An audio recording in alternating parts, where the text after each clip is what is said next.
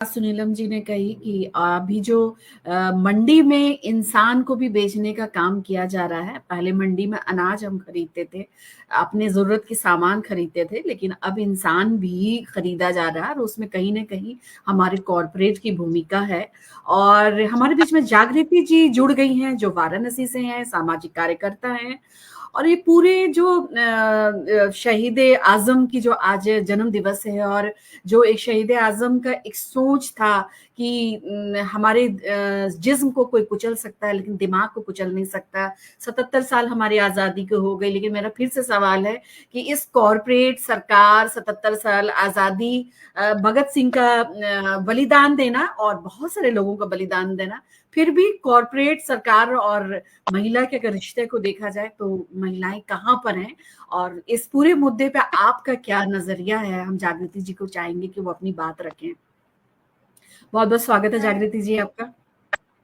धन्यवाद कहकशा जी, और सभी को पैनलिस्टों को नमस्कार, बहुजन संवाद के दर्शकों को नमस्कार, और शहीद आजम भगत सिंह को नमन करते हुए मैं यहाँ से इस आज के दिन पे किसान संयुक्त मोर्चा और उनके द्वारा जो किसानों और मजदूरों और बेरोजगारों का जो आंदोलन चलाया जा रहा है या आगे चलेगा, उन सबका समर्थन करते हुए अपनी बात यही रखूंगी कि मैं अभी भागते दौड़ते किसी तरह बारिश में पहुंची हूँ, लाइट नहीं है यहाँ पर, बस जरा सी अपनी बात कह पाऊंगी क्योंकि मोबाइल भी डिस्चार्ज हो रहा है।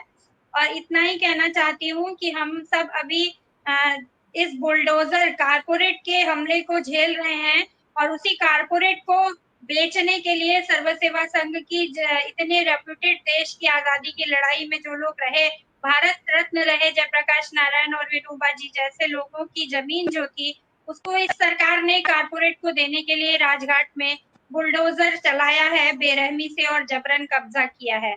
और जिस तरह से जमीन हड़पने की नीति कारपोरेट की चल रही है इस देश में, उससे इस देश के किसानों को, मजदूरों को, महिलाओं को लड़ना ही पड़ेगा, क्योंकि जब एक घर टूटता है तो एक महिला टूटती है, एक परिवार टूटता है।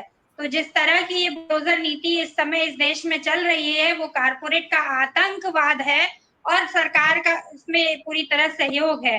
तो हम लोग यहाँ से, मैं यहाँ से कहना चाहती हूँ कि सर्व सेवा संघ की जो लड़ाई है बुलडोजर राज के खिलाफ और अपनी जमीन पे अपना हक लेने की लड़ाई जो है, अपनी जमीन का मतलब केवल एक टुकड़ा नहीं होता, एक पूरी सांस्कृतिक संस्कृति होती है, एक पूरी विरासत होती है, एक पूरा इतिहास होता है। उससे जुड़ाव जो है उसकी लड़ाई है, उसमें आप सब भी शामिल होने के लिए आए। हम 19 दिसंबर तक धरने पे हैं और रोज बैठ रहे हैं, सुबह 6 से शाम तक उपवास पे बैठ रहे हैं। तो आप सबको शामिल होने का आह्वान है। दूसरा मैं ये कहना चाहती हूँ कि भगत सिंह जी का सपना था, एक 24 साल का नौजवान फांसी पे हंसते हंसते लटक जाता है, तो वो जो एक्सट्रीम त्याग और बलिदान की कहानी है, उसने इस देश में उनको सम्मान दिलाया है और दिलों का राजा अभी तक बना के रखा है। युवा हो, वो चाहे दक्षिणपंथी हो, वो चाहे वामपंथी हो, वो चाहे गांधीवादी हो, कोई भी हो, शहीद भगत सिंह सबसे ऊपर रहते हैं हमेशा त्याग और बलिदान के नाम पर।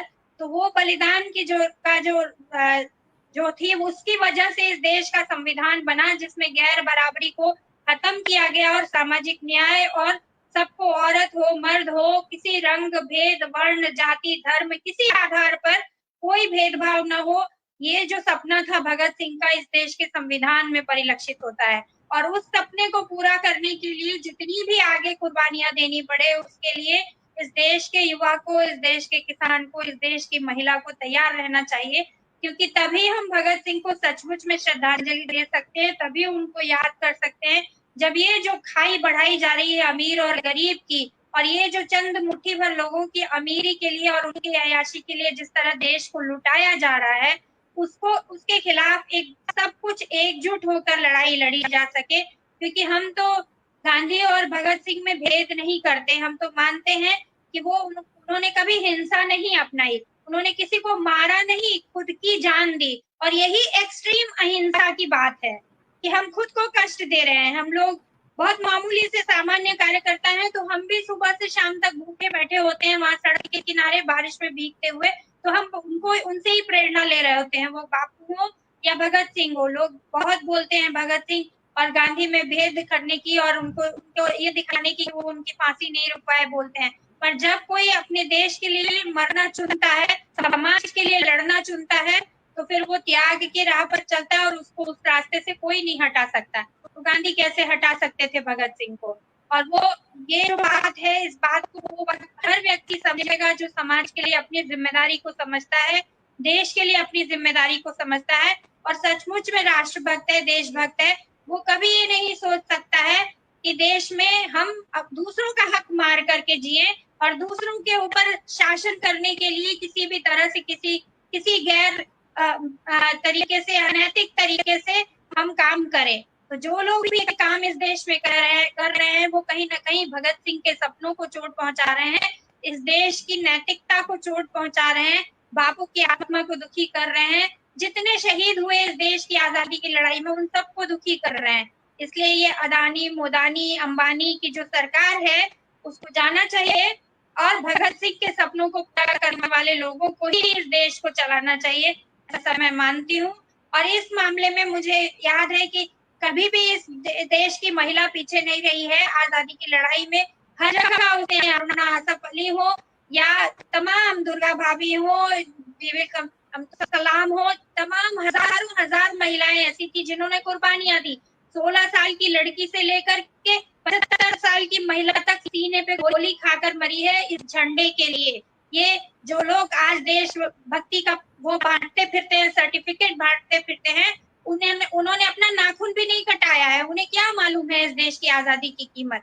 उन्हें क्या मालूम है कि इस देश में गैर बराबरी से लड़ने के लिए और राजे रजवाड़ों से अपना हक लेने के लिए लोगों ने कितनी कुर्बानियां दी हैं।